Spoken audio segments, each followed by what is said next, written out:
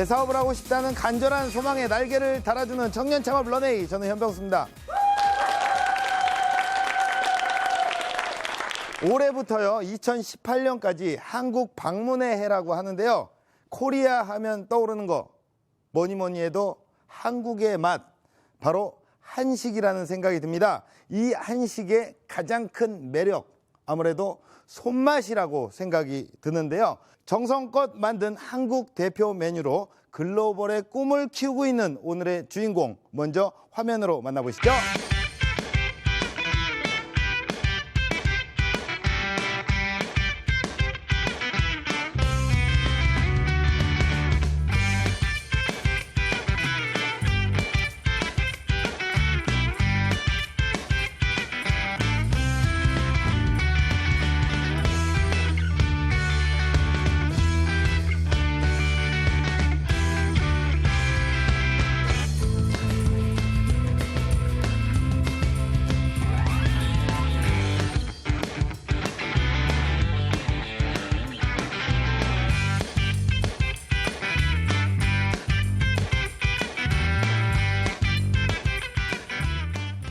네, 정성을 전하는 이혜주 대표님을 소개합니다.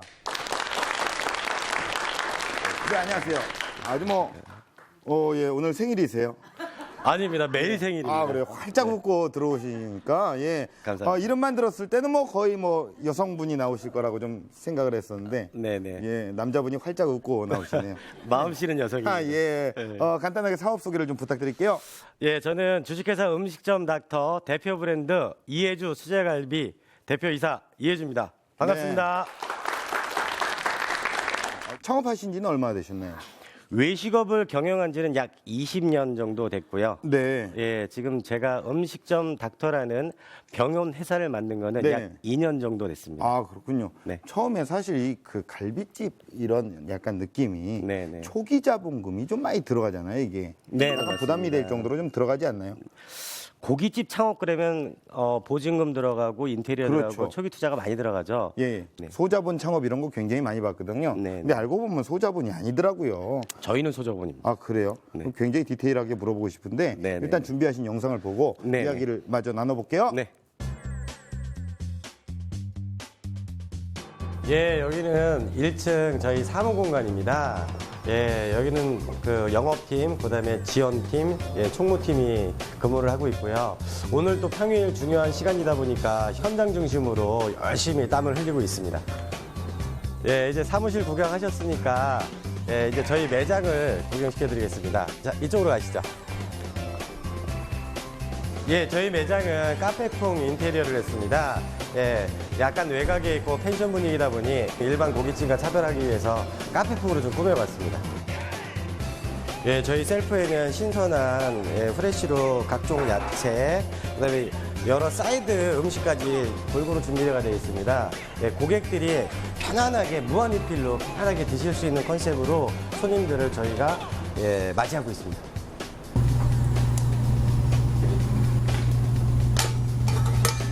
258번의 이상의 노력 끝에 만든 저희 돼지갈비입니다. 예, 2cm 이상의 두께로 두껍게 절단을 해서 스테이크 모양을 만들었습니다. 그래서 더 부드럽고 맛있는 맛을 느끼실 수가 있습니다.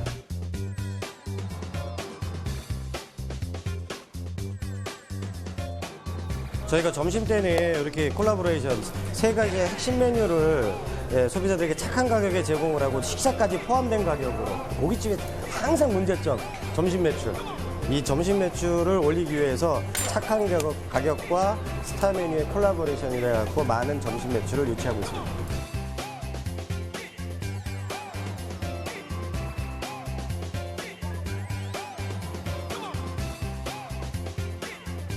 여기가 다른 집보다 좀 더 맛있어서 제가 자주 이용하는 곳입니다. 네. 갈비도 양념이 잘 돼 있고 이래서 맛있어요. 그냥 뭐라 설명할 수가 없는데 맛있는데 그냥. 저희 맛있는 맛을 알리기 위해서 열심히 발로 뛰겠습니다. 창업 스토리는, 예, 스튜디오에서 마지막으로 공개하겠습니다. 야, 이게 굉장히 맛있을 것 같네요. 예, 아, 좀 대단합니다. 이게 좀 가져오셔서 우리 그 방청객분들 함께 좀 먹고 이렇게 훈훈하게 지금 공복에 네, 네. 했으면 좋았을 텐데. 아, 야, 이게 먹을 거 보니까 아주 미치겠네요. 예, 주소 보내주면 예. 제가 보내드리겠습니다. 이거 다 주소 적어주세요. 들으셨죠? 다 주소 적어주세요. 예. 이런 외식업 성공의 비결은 뭐라고 생각을 하십니까? 예, 성공의 비결은 네. 첫 번째, 네. 예, 끊임없는 도전이라고 생각합니다. 예, 참고 인내하고 끊임없이 달려간다면은 네네. 분명히 오퍼츄리신 기회가 분명히 올 겁니다. 네네네. 그 기회를 잡는 분들은 분명히 앞으로 계속 지속 성장의 목표를 꼭 이룰 수 있을 거라고 저는 네. 확신합니다. 끊임없는 도전을 하셔서 네, 가장 중요한 거 고객의 입장에서는 맛이거든요. 네 맞습니다. 그 맛을 읽어내신 거예요. 네 맞습니다. 예.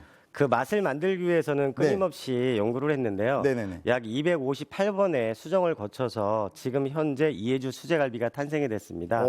그래요. 이게 258번의 수정 작업을 거치셨다고 얘기를 하셨어요. 네, 맞습니다. 그걸 다 일일이 세신 거예요. 한 번, 두 번, 세 번, 218번, 219번 이렇게. 예, 258일 정도가 걸린 거고요. 아. 예, 10번의 VOC라 그래갖고 고객 목소리를 듣기 위해서 10번의 테스팅을 거쳤고요. 네. 현재도 계속 ING형으로 진행 중입니다. 네. 지금은 뭐 글로벌하게 사업을 확장을 해 나가고 계시는데 한국의 맛을 전하고 계십니다. 우리 이혜주 대표님의 창업 스토리 지금부터 시작합니다. 사춘형이 운영했던 민속주점 포장마차 카페라는 민포카라는 브랜드였습니다. 1년도 안 돼서 약 11개월 만에 문을 닫게 됐습니다. 두 번째 매장을 열은 게 가마루라는 삼겹살 브랜드입니다. 2년 만에 그 매장은 또 폐업이 됩니다. 바다로 횟집을 약 300평 정도의 규모로 오픈을 합니다. 근데 1호점 만들자마자 6개월도 안 돼서 깨졌어요. 창업 예정자분들께 말씀드리고자 하는 거는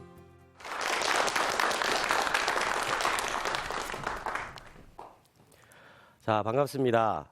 저는 1995년 제가 군 제대했을 때입니다. 제대했는데 부모님한테 돈 달랠 수는 없잖아요. 그죠? 그래서 아르바이트를 시작을 했는데 사춘형이 운영했던 민속주점 포장마차 카페라는 민포카라는 브랜드였습니다. 예, 모 대학교 앞에서 운영을 하고 있었는데 워낙 잘 됐어요.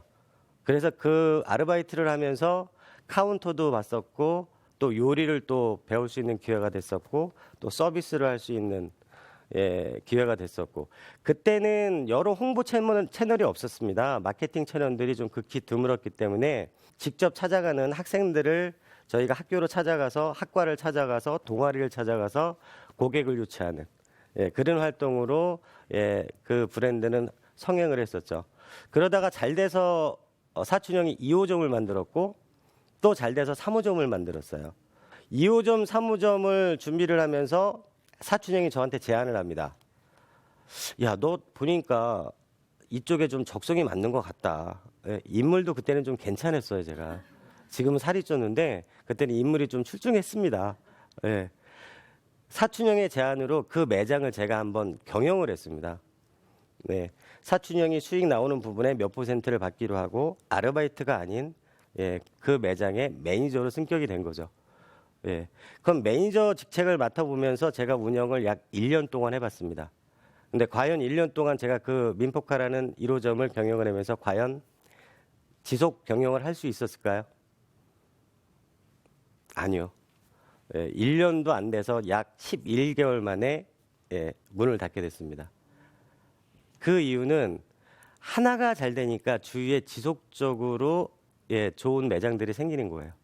더 크고 인테리어가 더 이쁘고. 95년도에 민속주점이라는 거는 옛날 주점 형식이었어요. 근데 저희 사춘형이 시작한 거는 매장 내에 사이키 조명을 넣고 헤드라이트 조명을 넣고 좀 이쁘게 인테리어를 했었거든요. 근데 그거보다 더 좋은 매장, 더 넓은 매장들이 많이 나왔던 거죠. 그러다 보니까 고객은 떠나고 더 좋은 매장으로 또 이동을 하고 또 신규 매장으로 또 이동을 하고 그러다 보니 매출이 떨어지는 거죠. 저는 그 이유도 그때는 몰랐습니다. 직원이었던 저는 바로 거기서 포기를 하고 새롭게 준비를 합니다. 아, 이래서 안 되겠다. 일단은 요리를 배우자. 기초적인 품질을 위해서 맛을 위해서는 요리를 알아야겠다. 그때부터 한식 자격증, 일식 자격증, 중식 자격증만 빼고 다 땄습니다. 양식 자격증까지. 경기도 수원에는 갈비가 유명합니다. 수원 왕갈비라고. 예, 저희 선배들이 3대째 운영하는 매장도 있습니다. 저는 그 매장에 취업을 합니다. 그 매장에서 갈비를 배우기 시작했습니다. 갈비 포 뜨는 방법, 갈비에 칼을 놓는 방법, 갈비를 절이는 방법, 불을 어떻게 때워야지만 숯불이 계속해서 살아있는 방법. 그렇게 배워가면서 저는 창업을 준비를 했습니다. 그래서 제가 제일 먼저 제 사업자를 두고 두 번째 매장을 열은 게 가마루라는 삼겹살 브랜드입니다. 일전에 드셔보는지 모르겠지만 소뚜껑 50cm의 지름에 소뚜껑 위에 삼겹살, 김치, 버섯, 각종 버섯을 넣고 각종 야채를 넣고 함께 먹는 전통적인 삼겹살이었죠. 제가 처음으로 만들면서 희열을 느껴봤습니다. 약 2년 동안은 돈이 어떻게 들어오는지도 몰랐어요. 돈이 들어오다 보니 젊은 나이에 제 개인적으로 관리를 못했던 거죠. 그래서 2년 만에 그 매장은 또 폐업이 됩니다. 그 매장은 왜 폐업이 됐는지 지금 다시 되돌아서 다시 한번 그려보니 10몇 년 전의 일이지만 그것 또한 첫 번째 그 민포카가 망했던 이유하고 똑같았습니다. 저만의 것이 없었던 거예요. 차별된 맛, 차별된 기구, 차별된 서비스, 차별된 분위기, 차별된 마케팅, 이런 전혀 전문적인 그 요소를 갖지 않고 완벽한 운이었습니다. 그 가마루라는 브랜드 소뚜껑 사업을 마치고 저는 바로 일본으로 넘어갑니다. 거기서 남은 자본금은 10몇 억이 들어왔던 돈 중에 거의 약 3억 정도만 남았었어요. 일본으로 넘어가게 된 동기는 뭐냐면은 모 잡지에서 모 외식 잡지에서 낚시하는 횟집을 본 적이 있었어요. 근데 거기서 너무 저는 빠져 있었어요. 아, 횟집인데 분명히 이건 차별화되겠다. 실내에서 낚시를 하고 낚시한 거로 바로 회를 쳐서 소비자한테 제공을 하고 놀거리, 볼거리 여러 가지 거리를 제공할 수 있는 좋은 아이템이라고 생각해서 바로 일본에 넘어가서 거기서 낚시 횟집을 가서 그거를 사진을 찍고 자세히 들여다본 다음에 벤치마킹을 시작한 후 약 두 달 후에 한국으로 와서 저 경남 창원에 바다루라는 회 먹으러 바다루 가장을 했고 바다루입니다. 바다루 횟집을 약 300평 정도의 규모로 오픈을 합니다. 얼마나 자신이 있었겠습니까? 실패 2번 해봤죠. 그만큼 어느 정도 경험을 했습니다. 그래갖고 온갖 세미나도 많이 다녔고 잡지도 많이 봤습니다. 어느 정도 이론도 이제 갖춰졌다고 생각을 했습니다. 왜 제가 창원이라는 곳을 경남 창원으로 선택했던 거는 주위에 바다가 많아서 유통이 편했던 거예요. 통영이라는 곳이 있었고 고제라는 곳이 있었고 마산 어시장이라는 곳이 있었기 때문에 회를 싸게 갖고 와서 제가 직접 소비자들한테 좀 더 저렴하게 드릴 수가 있고 거기를 거점으로 해서 양식장을 사서 전국의 횟집 프랜차이즈를 만들고 싶은 게 제 목표였습니다. 근데 1호점 만들자마자 6개월도 안 돼서 깨졌어요. 수익성이 안 나왔어요. 3억이라는 자본을 투자를 했고 저 나름대로의 사업계획서는 짜봤죠.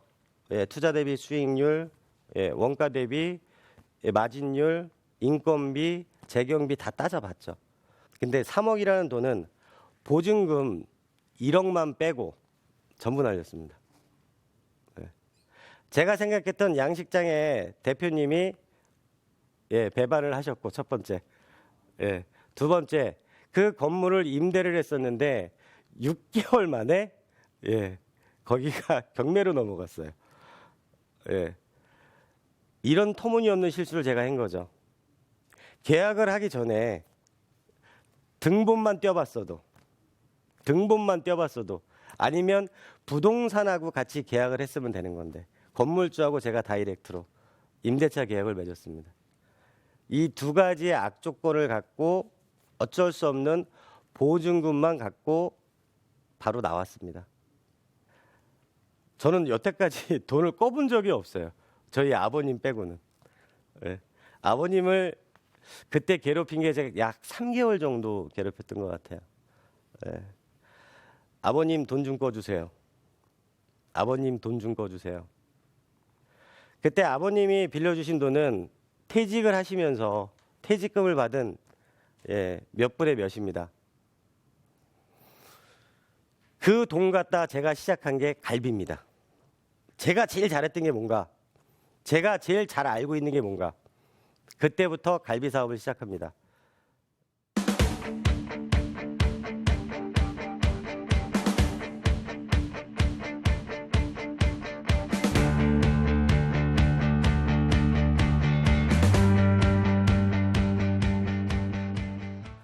앞으로 이런 실패 사례로 성공의 길을 가기 위해서는 여러분들께서 성공 사례보다는 실패 사례에 더 집중하시는 게 앞으로 창업엔 더 큰 도움이 되실 거라 저는 확신합니다. 이론을 많이 한다고 성공 절대 아닙니다. 경험이 많다고 성공 절대 아닙니다. 경영 이론 같은 기초적인 지식과 충분한 경험을 토대로 창업을 준비해야지만 분명히 성공할 수 있다고 저는 단언합니다. 두 번째로 말씀드리고 싶은 건 창업 계획서를, 사업 계획서를 디테일하게 짜십시오. 창업 전에 사업 계획서를 짜시고요. 창업 후에도 분명히 사업 계획서는 계속 변화가 있을 겁니다. 계속 변화를 주셔야 됩니다. 왜? 고객이 변하고 있고요. 마케팅이 변하고 있는 시대입니다. 당연히 사업 계획서도 수정을 거쳐서 계속해서 변화를 줘야지만 지속적으로 성장할 수가 있습니다. 외식업은 특히 지속 성장이 중요합니다. 그 유행을 잡아내는 것은 경영자 입장에서 지속적인 변화를 주고 고객의 니즈와 원트를 알아야 됩니다. 또 세 번째로 마지막으로 창업 예정자분들한테 말씀드리는 것은 일로 영화입니다. 저의 평생 직업은 외식업입니다. 제 버킷리스트에는 1번에 1000명의 이름을 적자입니다. 1000명의 이름은 1000분을 도와서 성장해서 꼭 행복을 만들어 주자는 게 저의 외식업을 하는 이유입니다. 그거를 만들기 위해서는 일로 영화가 중요합니다. 한 가지 길을 끊임없이 가다 보면 부는 따라옵니다. 창업의 기본은 이익 추구입니다. 이익 추구 없이는 행복해질 수 없습니다. 이거를 갖고 가기 위해서 끊임없이 도전하고 끝장 정신으로 무장을 한다면 저는 분명히 창업은 성공할 수 있을 거라고 확신합니다. 자, 마지막으로 창업 예정자분들께 말씀드리고자 하는 것은 열정으로 또는 도전으로 희망을 꿈꾸시고 강한 끝장 정신으로 성장을 이뤄가며 미래의 행복을 만드신다면 창업은 평생 직업으로서 나 자신과 많은 분들을 행복으로 이끄실 겁니다. 도전하십시오. 꿈꾸십시오. 행복으로 이끌어 주십시오. 감사합니다.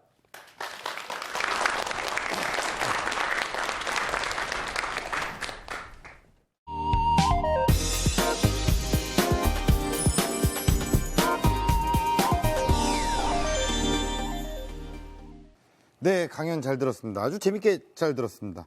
예, 도전하고 싶어지는데요. 국내에서 어떤 외식업에서 맛도 1등이라고 얘기하셨고, 뭐 마케팅도 1등이라고 얘기를 하셨어요. 네. 마케팅은 어떻게 하고 계시는 거예요? 네, 저희가 집중하는 건 딱 두 가지입니다. 네. 예, 입소문, 바이럴 마케팅이죠. 예, 그다음에 인적 판매, 매장에서 직원분들과 손님과의 소통. 예, 직원분들은 철저하게 매장에 오시는 분들 데이터베이스를 땁니다. 상품권을 주든 그날에 추첨을 하든 데이터베이스가 엄청나게 많아요. 네. 예, 저희 직영점만 해도 약 한 3만 개 이상의 데이터베이스가 있습니다. 그분들과 지속적으로 신메뉴 출시 및 여러 가지를 입소문 내기 위해서 마케팅을 하는 거죠.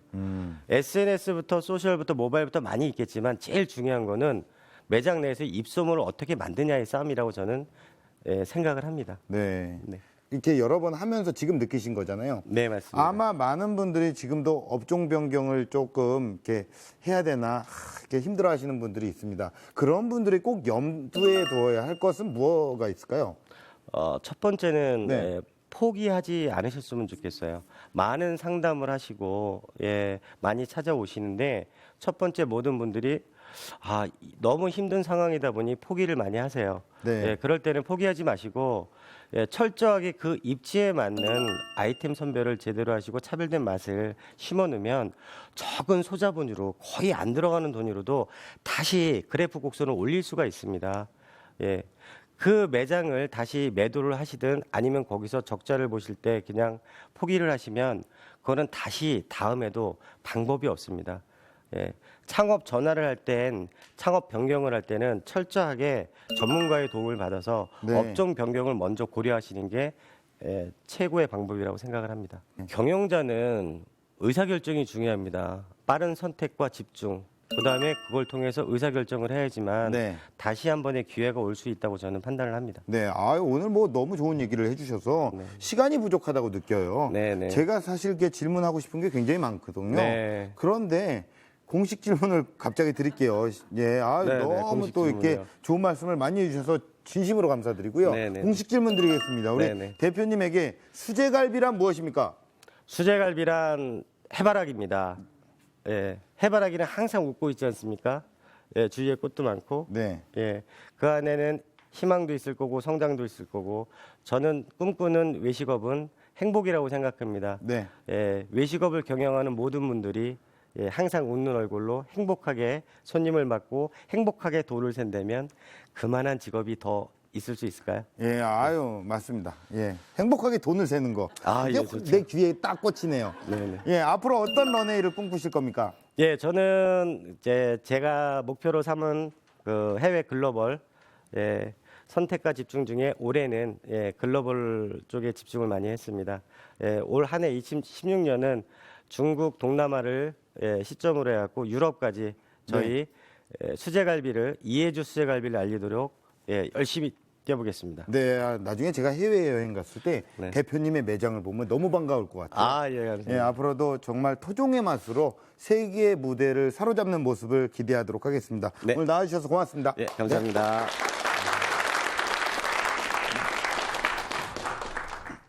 네, 이해주 대표님께서는요, 수많은 어려움 속에서도 미래를 향한 희망을 잃지 않으셨습니다. 여러분 안에 잠재되어 있는 무궁무진한 힘, 청년 창업 런웨이는요, 여러분들의 가능성을 끝까지 응원하도록 하겠습니다. 고맙습니다.